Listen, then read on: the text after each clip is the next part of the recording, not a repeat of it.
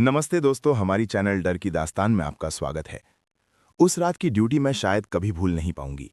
अस्पताल की तीसरी मंजिल, जहां आधी रात के बाद अजीब सी खामोशी छा जाती है। मशीनों की बीप, गलियारे की टिमटिमाती लाइट, और कभी-कभी ऐसा लगता था जैसे कोई मुझे दूर से देख रहा हो।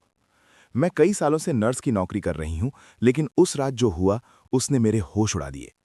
एक ऐसा मरीज जिसे मैंने अपनी आंखों से मरते हुए देखा था, उसी का नाम रात के 3 बजे वार्ड रजिस्टर में फिर से दर्ज हुआ।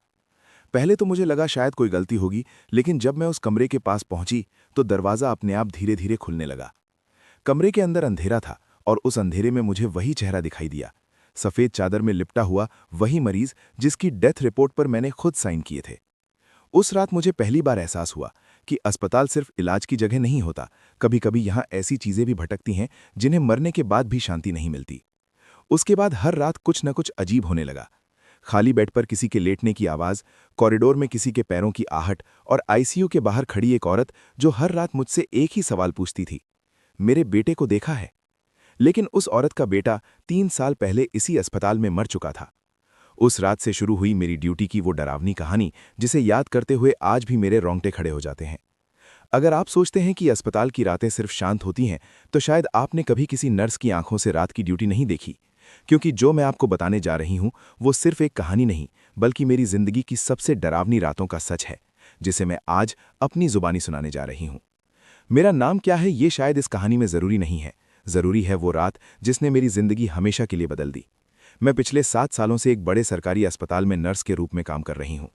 दिन की ड्यूटी अक्सर बहुत व्यस्त होती थी, लेकिन असली परीक्षा हमेशा रात की ड्यूटी में होती थी। रात में अस्पताल का माहौल ही कुछ अलग हो जाता है। वही गलियारे, वही कमरे, वही मशीनें, लेकिन सब कुछ जैसे किसी अजीब सन्नाटे में डूब जाता है। उस दिन मेरी ड्यूटी रात 8 बजे से शुरू हुई थी। मैं हमेशा की तरह समय से थोड़ा पहले ही अस्पताल पहुंच गई थी।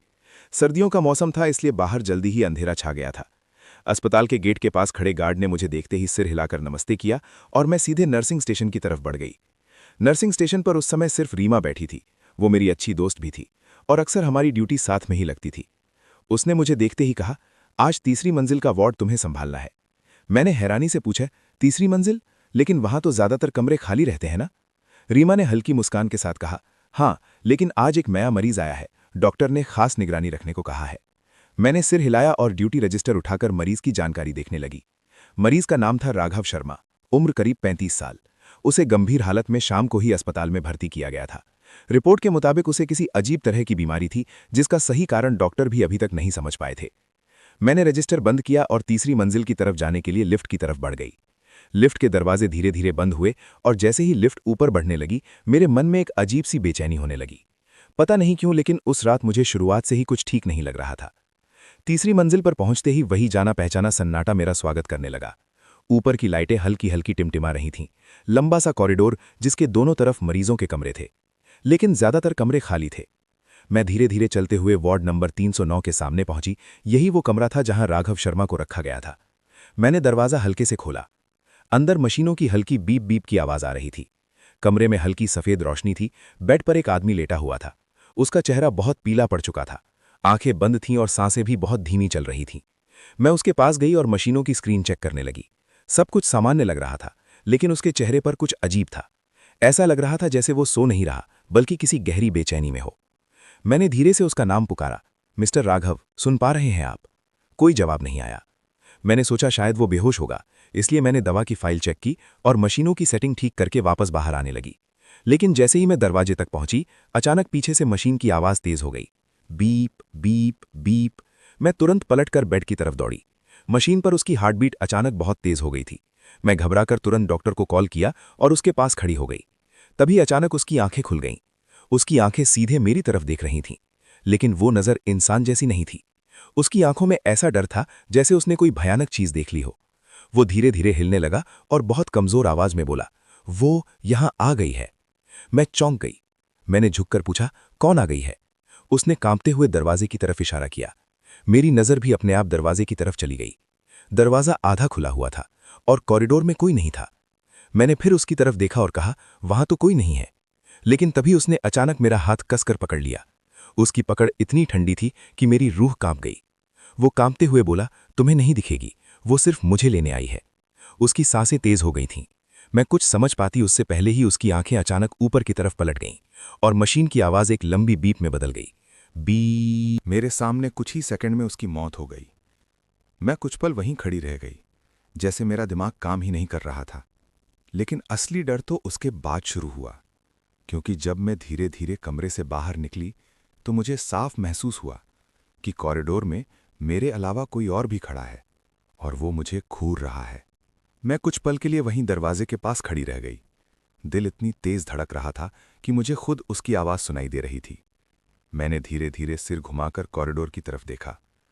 लंबा सा खाली गलियारा, दोनों तरफ बंद कमरे और ऊपर टिमटिमाती सफ़ेद लाइट, लेकिन वहां कोई नहीं था। मैंने खुद को समझाया कि शायद ये सिर्फ मेरा वहम है। आखिर अभी अभी मेरे सामने एक मरीज की मौत हुई थी, इसीलिए दिमाग थोड़ा घबरा गया होगा। मैंने तुरंत डॉक्टर को फिर से कॉल किया और उन्हें बताया कि मरीज की हालत अचानक बिगड़ गई और अब उसकी सांसें बंद हो चुकी हैं। कुछ ही मिनटों में डॉक्टर और 2 वार्ड बॉय ऊपर आ गए। डॉक्टर ने जल्दी से मशीनें चेक की, स्टेथोस्कोप से उसकी छाती सुनी और फिर गहरी सांस लेकर मेरी तरफ देखा। टाइम ऑफ डेथ 9:47 PM, उन्होंने धीरे से कहा। मैंने चुपचाप सिर हिला दिया और रजिस्टर में समय लिख दिया। वार्ड बॉय ने उसके शरीर को सफ़ेद चादर से ढक दिया, लेकिन जैसे ही उन्होंने चादर उसके चेहरे तक खींची, मुझे एक अजीब सा एहसास हुआ। मुझे लगा जैसे उसके होंठ हल्के से हिले हों। मैंने घबराकर फिर से उसकी तरफ देखा। सब कुछ बिल्कुल शांत था। मैंने सोचा शायद मुझे ही ऐसा लगा होगा। कुछ देर बाद वार्ड बॉय स्ट्रेचर लेकर आए और उसके शरीर को मॉर्चुरी में ले जाने के लिए तैयार करने लगे। डॉक्टर नीचे चले गए और मैं अकेली कमरे में खड़ी रह गई। कमरे की खामोशी अब पहले से ज्यादा भारी लग रही थी। जब वार्ड बॉय शरीर लेकर बाहर निकल गए तो मैं भी उनके पीछे पीछे कॉरिडोर में आ गई। लेकिन जैसे ही वे लोग लिफ्ट में नीचे चले गए, तीसरी मंजिल फिर से पूरी तरह खाली हो गई। अब वहां सिर्फ मैं थी। मैं धीरे धीरे वापस नर्सिंग स्टेशन की तरफ चलने लगी। तभी अचानक मुझे अपने पीछे किसी के कदमों की बहुत हल्की आवाज सुनाई दी। टक टक टक। मैं तुरंत रुक गई। आवाज भी उसी पल बंद हो गई। मैंने पीछे मुड़कर देखा। कॉरिडोर में दूर तक कोई नहीं था। मेरे हाथों में पकड़ी फाइल हल्की हल्की कांपने लगी। मैंने खुद को फिर से समझाया कि ये सब मेरे दिमाग का खेल है। मैं जल्दी जल्दी कदम बढ़ाकर नर्सिंग स्टेशन तक पहुंच गई और कुर्सी पर बैठ गई। घड़ी में उस समय रात के 10 बज रहे थे। मैंने रजिस्टर में सारी जानकारी लिखी और थोड़ी देर बाद नीचे फ़ोन करके बताया कि मरीज का शरीर मॉर्चरी में पहुंच गया या नहीं। नीचे से जवाब आया, हाँ, अभी अभी पहुंचा है। मेरे दिल को थोड़ी राहत मिली। रात धीरे धीरे आगे बढ़ने लगी। लगभग 12 बजे तक सब कुछ बिल्कुल शांत रहा। मैं कभी फाइलें देखती, कभी मोबाइल और कभी सामने खाली कॉरिडोर को। लेकिन फिर रात के करीब 1:15 पर अचानक नर्सिंग स्टेशन का फ़ोन बज उठा। ट्रिंग ट्रिंग। रात की खामोशी में फ़ोन की आवाज़ बहुत तेज़ लग रही थी। मैंने तुरंत रिसीवर उठाया। हेलो। कुछ सेकंड तक दूसरी तरफ से कोई आवाज़ नहीं आई। फिर बहुत धीमी, लगभग फुसफुसाहट जैसी आवाज़ आई। कमरा 309। मेरे शरीर में सिहरन दौड़ गई। मैंने तुरंत कहा, कौन बोल रहा है? लेकिन कॉल कट हो गया।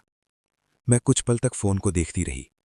कमरा 309, वही कमरा जहां कुछ घंटे पहले राघव शर्मा की मौत हुई थी। मैंने सोचा शायद कोई मजाक कर रहा होगा, लेकिन फिर भी मन में अजीब सी बेचैनी लगने लगी। मैंने टॉर्च उठाई और धीरे धीरे कॉरिडोर की तरफ बढ़ने लगी। कॉरिडोर पहले से भी ज्यादा अंधेरा लग रहा था। दूर वही कमरा 309 का दरवाजा दिख रहा था। लेकिन जैसे जैसे मैं उसके पास पहुंच रही थी, मेरा दिल तेज धड़कने लगा, क्योंकि मुझे साफ दिखाई दे रहा था कि कमरे का दरवाजा, जो मैंने खुद बंद किया था, वो धीरे धीरे अपने आप खुल रहा था। चर्रररर। दरवाजा थोड़ा और खुला। मैं डरते हुए दरवाजे के सामने पहुंची और अंदर झांका। कमरा खाली था। बेड खाली, मशीनें बंद, सब कुछ वैसा ही जैसे हम छोड़ कर गए थे। मैंने राहत की सांस ली और मुड़ने लगी। लेकिन तभी मेरी नज़र अचानक कमरे में अंदर रखे रजिस्टर पर पड़ी। वो रजिस्टर जो मैंने करीब 2 घंटे पहले खुद भरा था। मैं धीरे धीरे वापस अंदर गई, रजिस्टर खोला और जैसे ही मेरी नज़र आखिरी लाइन पर पड़ी, मेरे पैरों तले जमीन खिसक गई। क्योंकि उस पेज पर जहां आखिरी एंट्री मैंने की थी, उसके नीचे किसी ने ताज़ी स्याही से एक नया नाम लिख दिया था, और वो नाम था राघव शर्मा वापस आ गया। कुछ सेकंड तक मैं उस रजिस्टर को घूरती ही रह गई। मेरी उंगलियां कांपने लगी थीं। मैं बार बार खुद को समझाने की कोशिश कर रही थी कि शायद ये किसी की घटिया शरारत होगी, लेकिन समस्या ये थी कि तीसरी मंजिल पर उस समय मेरे अलावा कोई था ही नहीं। मैंने तुरंत पेन उठाया और उस लिखावट को ध्यान से देखने लगी। वो मेरी लिखावट नहीं थी, और सबसे डराने वाली बात, वो स्याही अभी अभी लिखी हुई लग रही थी, जैसे किसी ने कुछ सेकंड पहले ही वो नाम लिखा हो। मेरे गले में सूखापन सा महसूस होने लगा। मैंने धीरे धीरे कमरे के चारों तरफ नजर दौड़ाई। कमरा पूरी तरह खाली था। बेड खाली, मशीनें बंद, खिड़की बंद और दरवाज़ा आधा खुला हुआ। लेकिन फिर भी ऐसा लग रहा था जैसे कमरे में कोई और मौजूद हो। मैंने जल्दी से रजिस्टर बंद किया और बाहर निकलने लगी। तभी अचानक कमरे के अंदर रखी हार्ट मॉनिटर मशीन अपने आप चालू हो गई। बीप। मेरे कदम वहीं रुक गए। मैंने पीछे मुड़कर देखा। मशीन बंद थी, मरीज भी नहीं था। फिर भी स्क्रीन पर एक हल्की सी लाइन चलने लगी। Beep beep. मेरे शरीर में सिहरन दौड़ गई। मैं धीरे धीरे मशीन के पास गई और स्विच चेक किया। स्विच ऑफ था, फिर भी मशीन चल रही थी। मैंने घबराकर तुरंत प्लग निकाल दिया। मशीन बंद हो गई। कमरे में फिर वही डरावनी खामोशी छा गई। मैंने राहत की सांस ली और तेजी से कमरे से बाहर निकल गई। अब मुझे साफ महसूस होने लगा था कि इस मंजिल पर कुछ ठीक नहीं है। मैं जल्दी जल्दी नर्सिंग स्टेशन की तरफ वापस आ गई और कुर्सी पर बैठ गई। घड़ी में रात के 1:30 बज रहे थे। मैंने नीचे रिसेप्शन पर फ़ोन मिलाया। हेलो, क्या ऊपर कोई आया था अभी? नीचे से जवाब आया, नहीं मैडम, कोई नहीं आया। क्यों? मैं कुछ सेकंड चुप रही, फिर बोली, कुछ नहीं, बस ऐसे ही पूछ रही थी। मैंने फ़ोन रख दिया। मेरे हाथ अभी भी हल्के हल्के कांप रहे थे। मैंने पानी की बोतल उठाई और 2 घूंट पानी पिया, लेकिन मन में एक ही सवाल घूम रहा था। अगर कोई ऊपर नहीं आया, तो रजिस्टर में वो नाम किसने लिखा? मैंने तय किया कि अब मैं अकेले ऊपर नहीं जाऊंगी। लेकिन शायद उस रात डर को मेरे पीछे पड़ना ही था, क्योंकि कुछ ही मिनट बाद मुझे फिर से वही आवाज़ सुनाई दी। टक टक टक। इस बार कदमों की आवाज़ बिल्कुल साफ थी, जैसे कोई धीरे धीरे कॉरिडोर में चल रहा हो। मेरे दिल की धड़कन फिर तेज हो गई। मैंने धीरे धीरे सिर उठाकर सामने देखा। कॉरिडोर की लाइट हल्की हल्की टिमटिमा रही थी, और दूर, बहुत दूर, मुझे लगा जैसे कोई सफ़ेद कपड़ों में खड़ा है। मैंने आंखें मिचमिचाकर ध्यान से देखा, लेकिन अगले ही पल वो आकृति गायब हो गई। मेरी सांस अटक गई। मैंने तुरंत टॉर्च उठाई और डरते डरते कॉरिडोर में कदम रखा। कौन है वहां? मैंने थोड़ा ऊंची आवाज में पूछा। कोई जवाब नहीं आया। मैं धीरे धीरे आगे बढ़ने लगी। हर कदम के साथ दिल की धड़कन और तेज होती जा रही थी।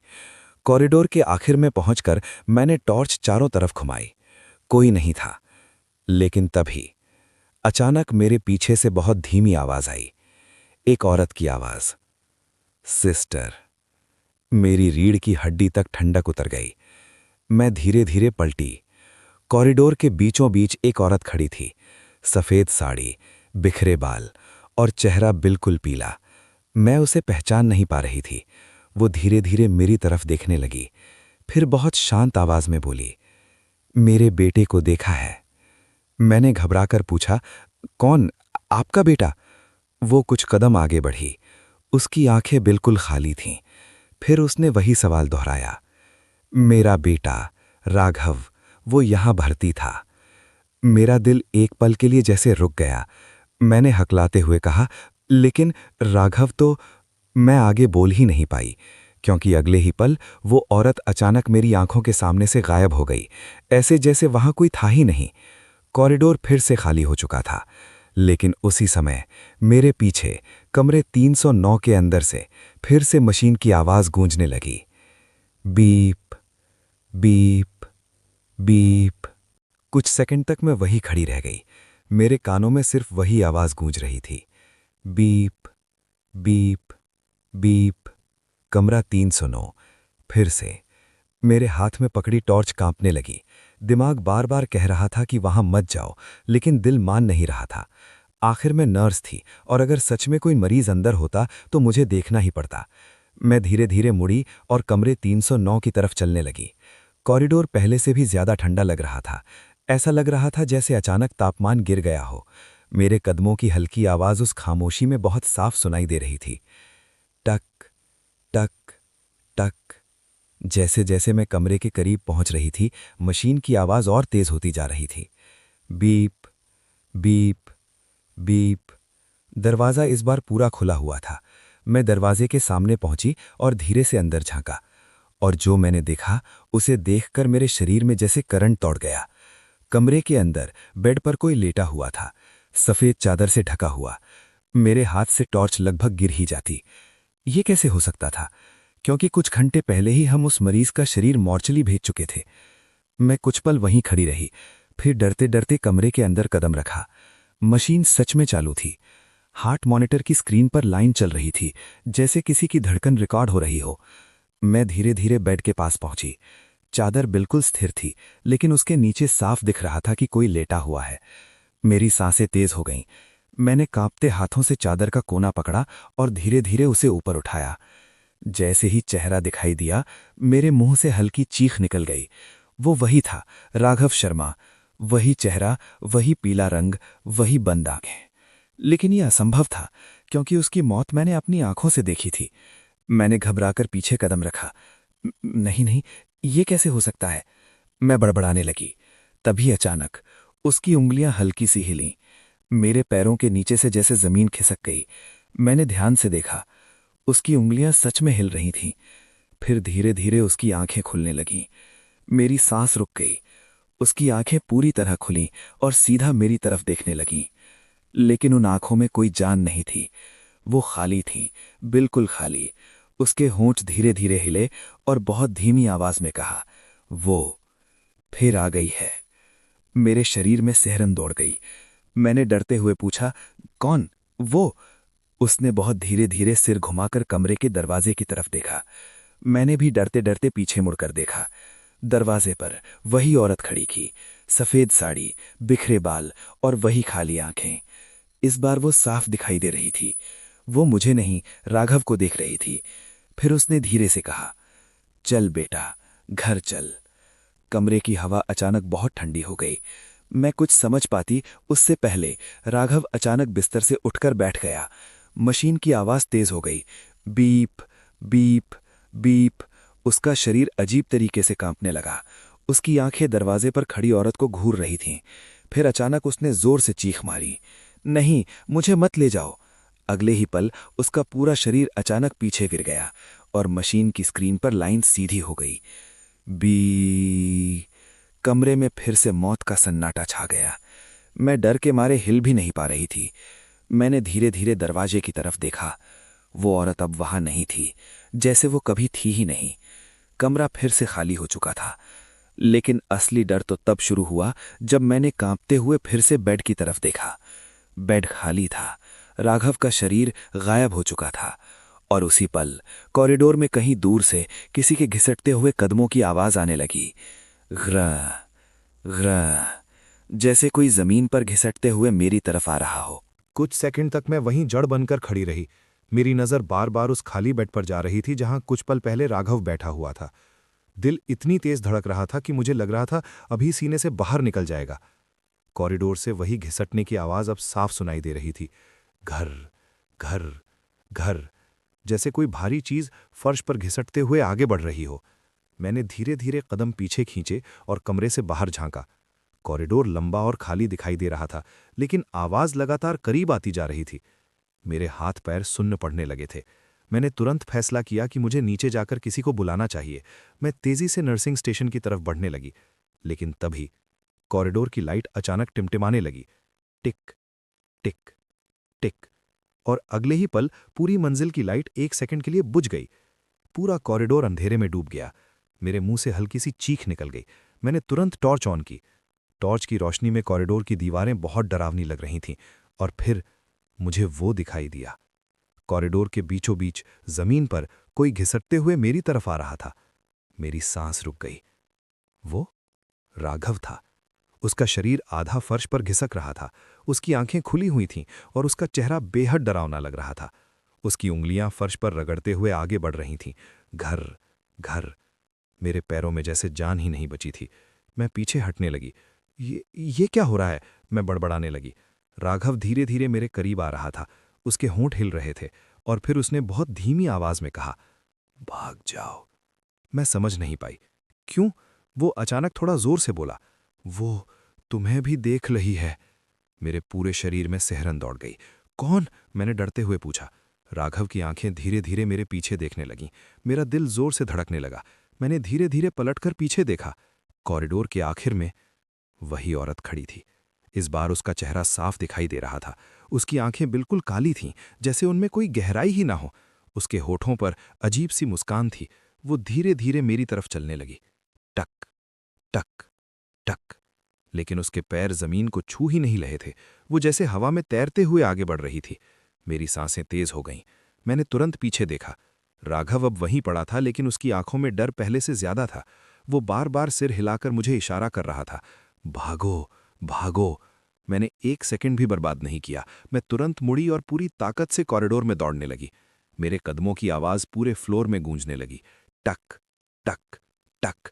लेकिन कुछ ही सेकंड बाद मुझे एहसास हुआ कि मेरे पीछे भी कोई दौड़ रहा है, तेज, बहुत तेज। मैंने पीछे मुड़कर देखने की हिम्मत नहीं की। मैं बस दौड़ती रही। आखिरकार मैं लिफ्ट के पास पहुंच गई। मैंने जल्दी से बटन दबाया, लेकिन लिफ्ट ऊपर आने में समय ले रही थी। मेरे हाथ कांप रहे थे। और तभी मेरे पीछे से एक ठंडी सांस मेरे कान के पास महसूस हुई। मेरी रीढ़ में बर्फ जैसी ठंडक उतर गई और एक बहुत धीमी फुसफुसाहट मेरे कान में गूंजी, अब तुम भी यहीं रहोगी। मेरे कान के पास आई उस ठंडी फुसफुसाहट ने जैसे मेरी पूरी ताकत छीन ली। शरीर शून्य पड़ गया था। कुछ सेकंड तक मैं हिल भी नहीं पाई। दिल इतनी तेज धड़क रहा था कि मुझे लगा अभी मैं वहीं गिर जाऊंगी। लिफ्ट के ऊपर लगे डिजिटल नंबर धीरे धीरे बदल रहे थे। 2, फिर 3, डिंग। लिफ्ट का दरवाज़ा धीरे धीरे खुला। मैंने बिना पीछे देखे तुरंत लिफ्ट के अंदर छलांग लगा दी और नीचे जाने का बटन दबा दिया। दरवाज़ा बंद होने लगा, लेकिन उसी पल किसी ने बाहर से दरवाजे को पकड़ लिया। मेरी सांस रुक गई। लिफ्ट का दरवाज़ा आधा खुला रह गया। मैंने डरते डरते ऊपर देखा। वो औरत ठीक सामने खड़ी थी। उसका चेहरा पहले से भी ज्यादा डरावना लग रहा था। उसकी आंखें गहरी काली हो चुकी थीं और उसके होठों पर एक अजीब सी मुस्कान थी। वो धीरे धीरे लिफ्ट के अंदर कदम रखने लगी। मैं पीछे दीवार से चिपक गई। तुम यहां से नहीं जा सकती, उसने बहुत शांत आवाज में कहा। मैं हाथ कांपने लगे। मैंने हिम्मत करके पूछा, तुम कौन हो? वो कुछ सेकंड तक मुझे घूरती रही, फिर धीरे धीरे बोली, मैं मां हूं। मेरे गले में जैसे कुछ अटक गया। किसकी मां? उसने बिना पलक झपकाए जवाब दिया, राघव की। मेरे शरीर में सिहरन दौड़ गई। लेकिन राघव तो, मैं बोलते बोलते रुक गई। वो हल्के से मुस्कुराई, मर चुका है ना? उसकी आवाज में अजीब सी ठंडक थी। तुम लोगों ने कहा था उसका इलाज होगा, वो ठीक हो जाएगा। उसकी आंखों में अचानक गुस्सा भर गया। लेकिन तुम लोगों ने उसे मरने दिया। मैं घबरा गई। नहीं, हमने पूरी कोशिश की थी। लेकिन वो मेरी बात ही नहीं सुन रही थी। वो धीरे धीरे लिफ्ट के अंदर और करीब आ गई।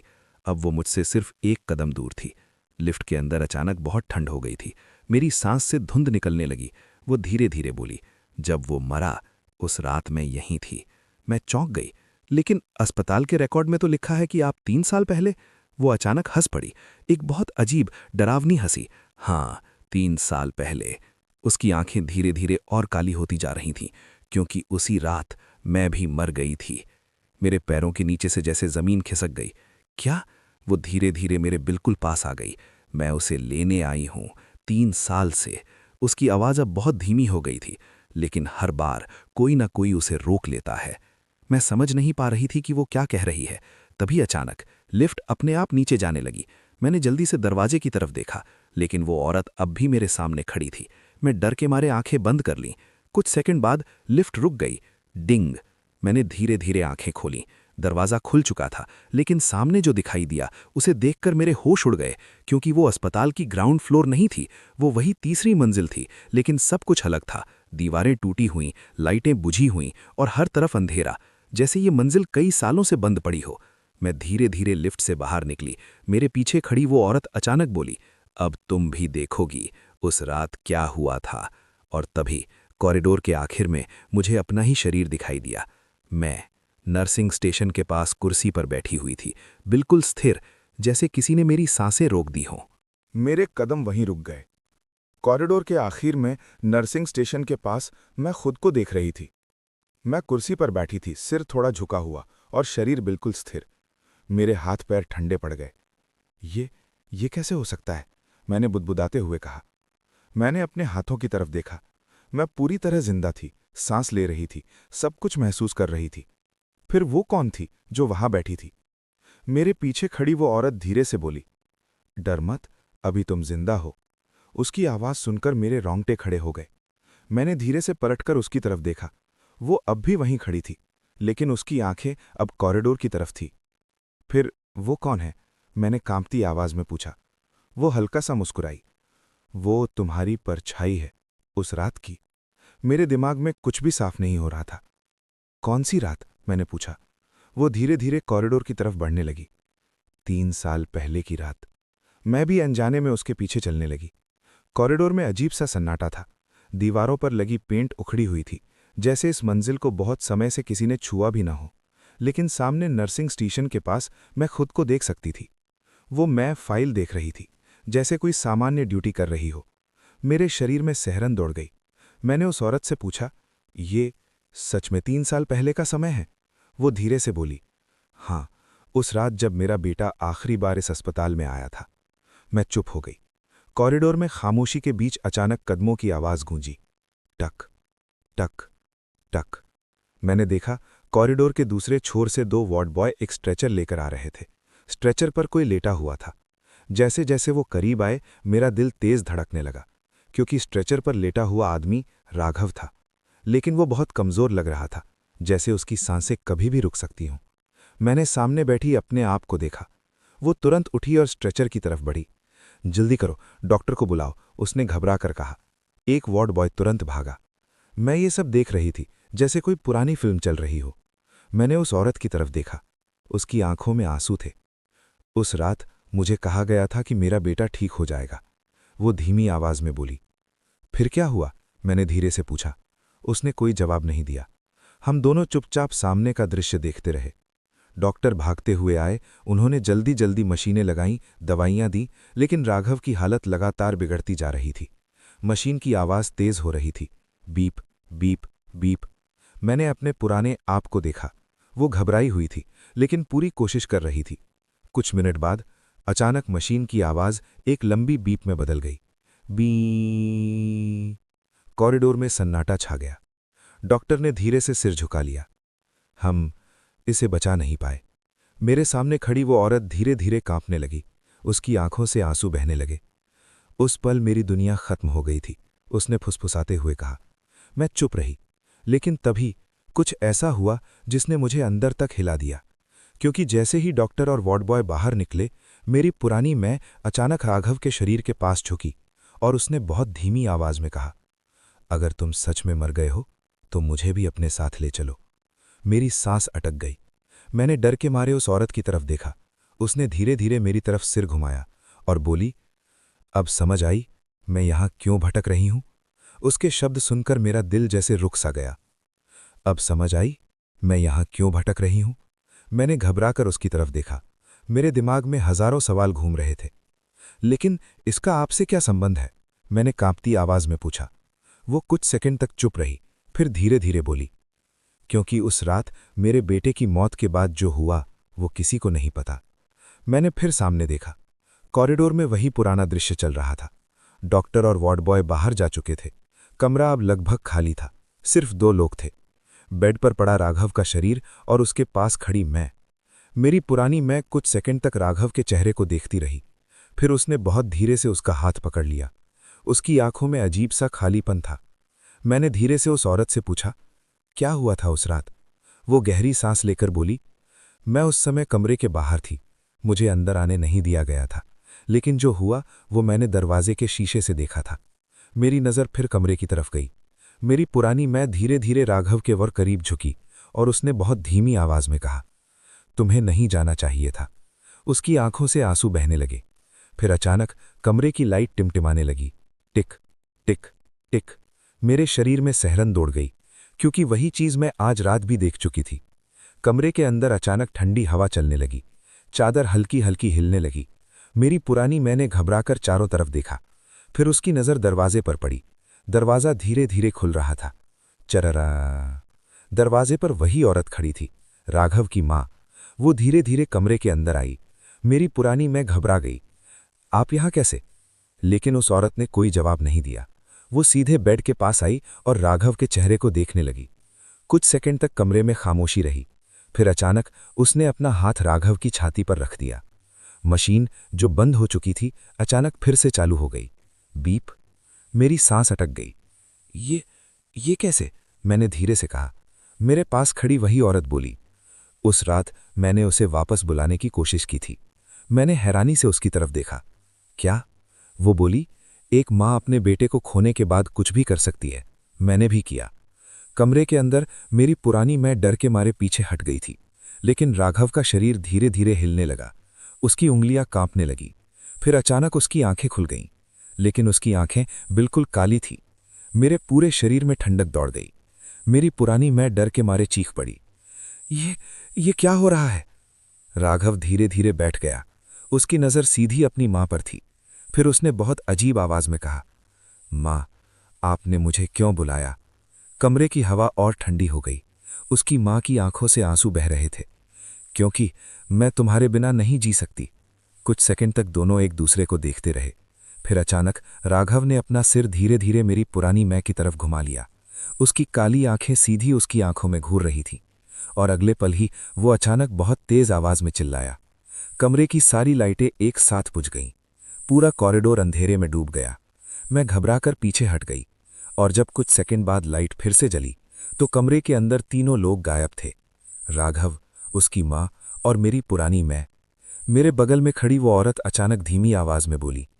उस रात हम तीनों में से किसी को भी इस दुनिया से पूरी तरह जा नहीं पाया। मैंने डरते हुए उसकी तरफ देखा।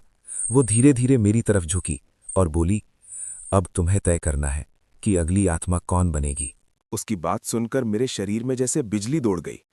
अगली आत्मा? मैंने डरते हुए पूछा। कॉरिडोर की हवा अचानक और ठंडी हो गई थी। मेरे हाथ पैर सुन पड़ने लगे थे। सामने खड़ी वो औरत मुझे बिना पलक झपकाए देख रही थी। उसकी आंखों में अब आंसू नहीं थे, सिर्फ एक गहरी खालीपन था। हाँ, उसने धीरे से कहा, 3 साल से हम तीनों इस जगह के बीच फंसे हुए हैं। मेरे दिल की धड़कन और तेज हो गई।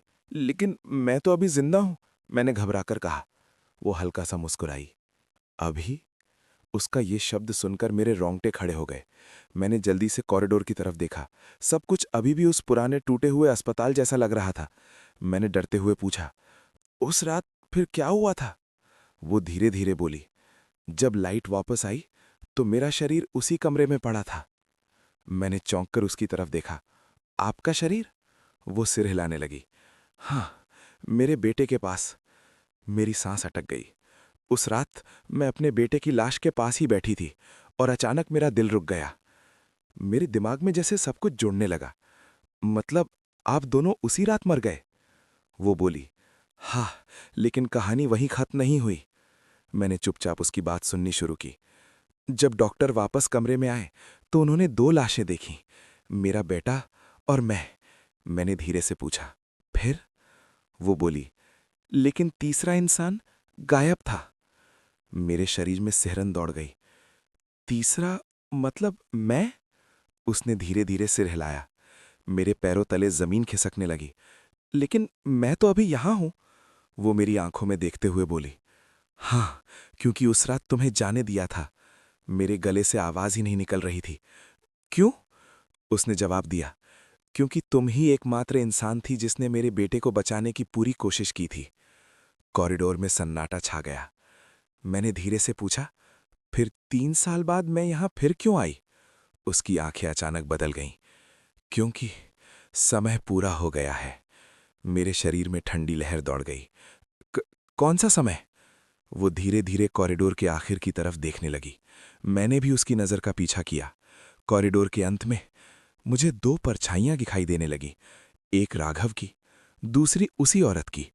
दोनों धीरे धीरे मेरी तरफ बढ़ रहे थे। टक टक टक। मेरी सांसें तेज हो गईं। मैंने घबराकर पीछे हटना शुरू किया। ये क्या हो रहा है? मैंने लगभग रोते हुए कहा। वो औरत शांत आवाज में बोली, हर 3 साल में ये मंजिल एक नई आत्मा मांगती है। मेरे शरीर में सिहरन दौड़ गई। और इस बार वो आत्मा, वो मेरी आंखों में देखते हुए बोली, तुम हो। मेरे पैरों से जैसे ताकत खत्म हो गई। मैंने पीछे देखा कॉरिडोर अब बहुत छोटा लग रहा था। राघव की काली आंखें मुझे घूर रही थीं। वो धीरे धीरे करीब आ रहा था। मैंने पूरी ताकत से भागने की कोशिश की, लेकिन तभी अचानक किसी ने पीछे से मेरा हाथ पकड़ लिया। वो पकड़ बर्फ जैसी ठंडी थी। मैंने डर के मारे पीछे देखा। राघव बिल्कुल मेरे पीछे खड़ा था। उसकी काली आंखें मेरे चेहरे के बहुत करीब थीं। फिर उसने बहुत धीमी आवाज में कहा, अब तुम्हारी बारी है। राघव के ठंडे हाथ ने जैसे मेरी सारी ताकत खींच ली थी। उसकी उंगलियां मेरी कलाई पर कसती जा रही थीं। उसकी काली आंखें बिल्कुल मेरे चेहरे के पास थीं और उनमें कोई भावना नहीं थी। मेरी सांसें तेज हो गईं। नहीं, नहीं, मुझे छोड़ दो, मैंने कांपती आवाज में कहा, लेकिन उसने जैसे मेरी बात सुनी ही नहीं।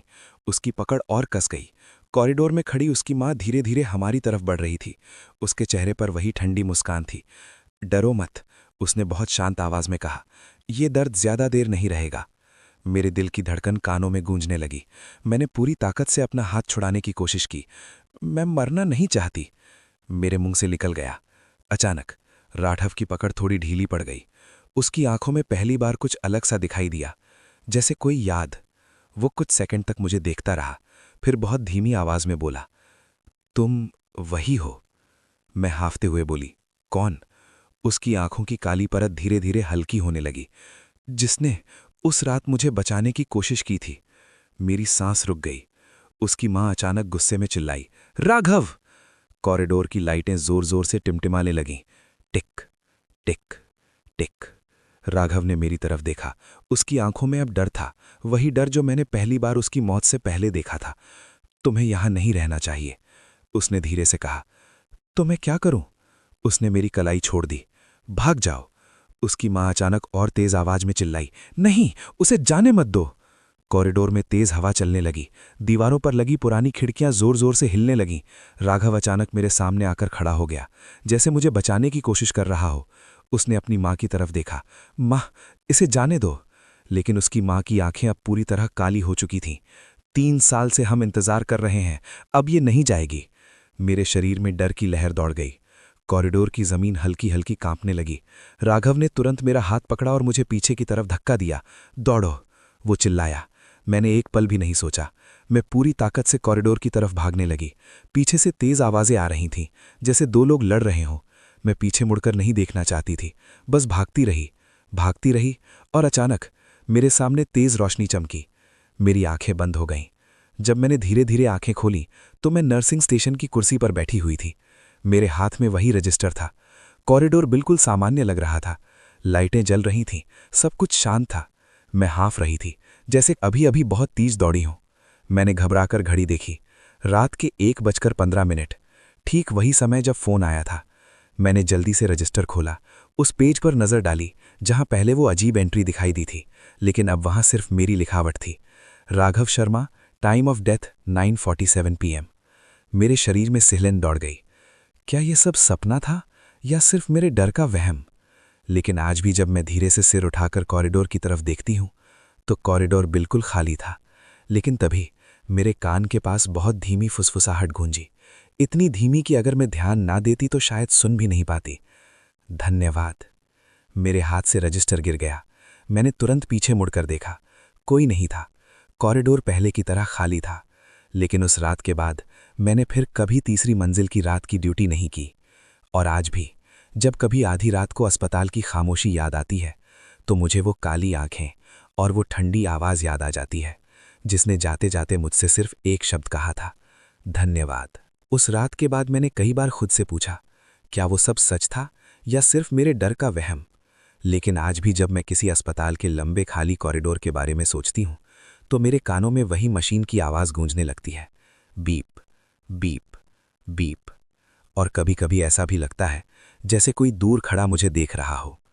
कौन जानता है, शायद कुछ आत्माएं सच में शांति नहीं पाती और सही समय आने तक उसी जगह भटकती रहती हैं।